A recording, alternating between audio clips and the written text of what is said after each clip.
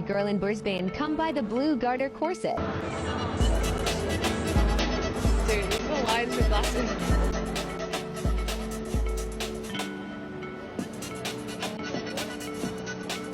When I say I've never gotten up so fast to drive to Glassons this morning and retrieve this thing as soon as the store. Oh, she sold out the corset and crashed the website again. Us looking for the blue corset that was supposed to be restocked. All of them gone. Thanks, SophaDophaa. So let's talk about that blue Glassons corset. Yo, what's up guys, it's your girl Brittany here, back at it again with another YouTube video after like a year, 2 years, I don't know, I was busy with uni, but I'm back. And if you're new, welcome to my channel, and I'll give y'all like a quick air hug, whatever that was. Welcome to the fam. It all began, it was the 17th of October 2021 when Glassons released the blue corset.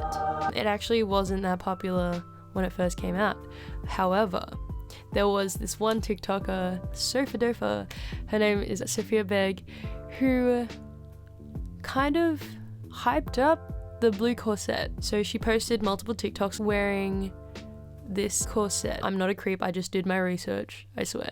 She posted it on the 23rd of November 2021, which has accumulated over 11.6 million views, which is insane. Just saying. Later on, the corset was sold out, and then it got restocked as of like yesterday, and it like sold out. I don't understand. So you guys are coming along on the journey with me to understand why this blue corset is such a popular item, flying off shelves, having like news articles written about it, and it's only 40 bucks. Sophia, also known as SophaDophaa, she is an 18-year-old social media star, social media influencer, TikToker, whatever you want to call her, and she's known for her fashion, her hauls, her try-on videos, and her comedic videos, which she had earlier on. She also has a YouTube account from like 2016, but she deleted all her videos and started uploading 5 months ago, and she makes lifestyle videos. That actually has a ring to it, that's kind of why I wrote it, because I'm a writer. Honestly, this isn't the first time I've heard about like a social media person having this big of an impact on the fashion industry. You can see this in like Emma Chamberlain's teddy jackets, or like what else did Emma Chamberlain like do? She like brought back flare pants, like those black yoga flare pants. Emma Chamberlain did this whole teddy jacket ordeal where it was at Urban Outfitters, it got sold out real quick. Maybe not sold out in America and everything's like stocked to like the max, but she influenced everyone with what they wore, with just like everything, and she like set a whole bunch of trends that are like in fashion now. She's had an influence on Gen Z quite a bit. She had a massive influence on me because she was a relatable figure. She started posting YouTube videos. I'm not going to go too into depth because this isn't what I was planning on talking about, but I remember watching her videos and she was so relatable, so quirky. I hate saying the word quirky. She's a comfort YouTuber. We love watching her. She'd have these like thrift hauls. Like I loved her thrift hauls because I related to it, because when I was a kid my mom would take me thrifting and I'd be like, oh, look what I can find. And like I remember how I would hide the fact that I used to thrift because I just thought it was like so scummy, I guess. But yeah, no, now it's cool, now it's trendy, and Emma Chamberlain does it, so I think a lot of people have been influenced to thrift as well. I thought she was like an ordinary person that didn't have an interest in like fashion or anything. I was shocked when Louis Vuitton sent her to Paris Fashion Week. I think it was last year or the year before, and I was like, what? Later on, like now, I can totally accept that Emma is a fashion icon. That woman, I really, can I English tonight? No, I cannot. She's done quite a bit. She's influenced a lot of the fashion world, and I think that's how people see Sophia. I saw Katie Heron wearing army pants and flip-flops, so I bought army pants and flip-flops.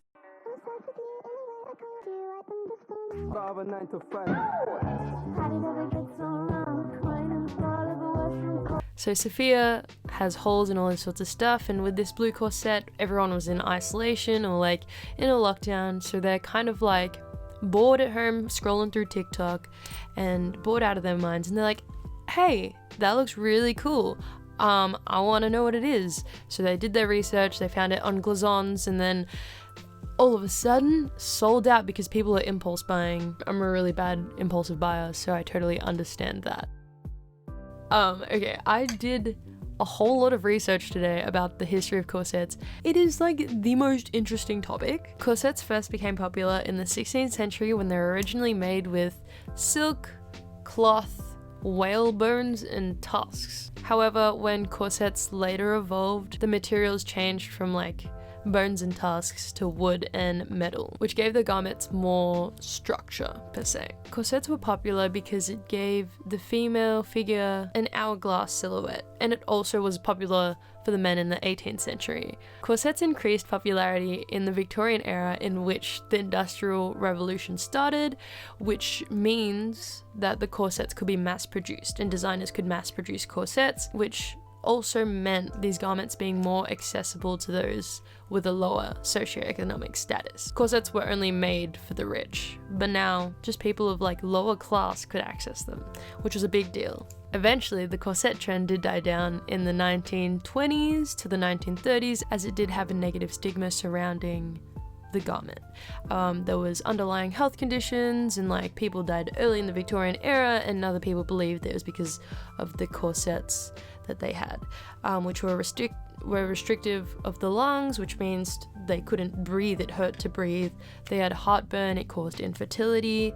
It was just so many things wrong with the corset back then. In the 70s, corsets were either used as an outer garment or as a standalone piece, as it symbolized rebellion, essentially. This was in the punk rock phase. Vivienne Westwood, you know the era, it was pretty dope. Corsets had a minor comeback in the early 2000s due to Moulin Rouge in 2001. Stars like Britney Spears, Janet Jackson, and Christina Aguilera wore it on the red carpet. I really like these looks. Rate them 10 out of 10. So there's this designer called Jean-Paul Gaultier. He made corsets more fashionable, and he's like the type of designer to kind of merge the feminine and the masculine elements together to create a more eclectic fashion style, which was amazing. The main comeback was in 2015 with Gaultier and Givenchy, their spring and summer runways. Those were iconic. Following that was Alexander McQueen's fall 2016 runway, where they had embroidered gowns with the boning structure of a corset. Amazing work, Alexander McQueen. Love your work. So there was Prada, Loewe, Louis Vuitton, and Balmain, who also had their takes on the corset as well. And then in fall 2019, there was Dion Lee, Etro, and Saint Laurent, who also incorporated structured corsets into their runways, which was pretty cool.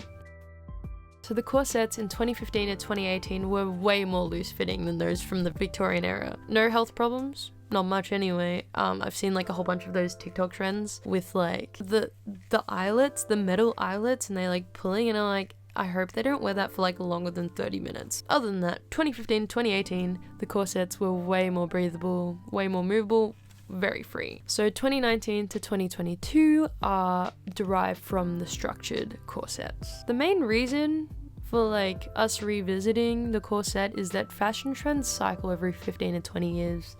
It's a normal thing, like Y2K is back in, the 70s are also back in, it's just crazy. So we kind of modernize everything and we put them all together and have our own modern take on it. Let's hope that 2011 emoji leggings and galaxy leggings aren't a thing in the future. Like I hope my kids don't wear any of that because I will probably burn them. There's this aesthetic called Regency core, which is very like royalty and very high status, kind of like Bridgerton, like when that released in 2019, 2020, could not tell you. That's very trendy right now, and I think the reason for that is because lockdown in isolation's been like stuck at home wearing PJs or comfy as for so long that they want to change, and I think that change is Regency core.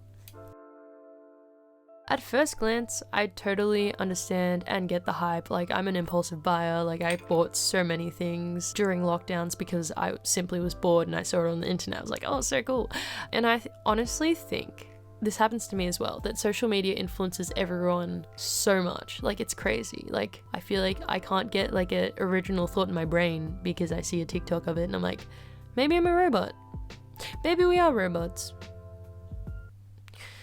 Anyway, too deep for me tonight. Social media influences everyone way too easily. Like, the blue corset was available, it was accessible as soon as it dropped. But as soon as Sophia Begg made a TikTok about it, it was flying off shelves. Australian companies and like clothing brands will send so much stuff to Sophia because she has so much influence on Australian fashion, especially for the teens and the young adults who watch TikTok. Has anyone else noticed all Australian fashion brands having a turf war over SophaDophaa? They will buy anything to win her over. It's out of control. So when people want the same thing, it dies out eventually. Like, give this trend like a whole ass month. Let's see if people will wear the blue corset out. Like, someone goes to a restaurant and there's like 5 other people wearing the same corset. How awkward is that? Catch me dead in the same outfit as someone. Like, and like the same cycle happens over and over again, and I hate the fact that things cycle. Like, I hate the fact that like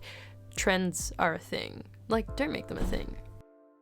I'm from Melbourne, and the amount of people that I know and that I see wear the same exact thing all the time is insane. It's like it's a uniform, and like if you want to wear a uniform, that's cool, but like I think people should start wearing things that represent them, and they shouldn't give in to trends just because it's a trend. I was doing social media for Push Pull at their Boxing Day event last year, and it was insane because the community, everyone has their own aesthetic. Like, everyone's wearing the same things, but they're making it their own.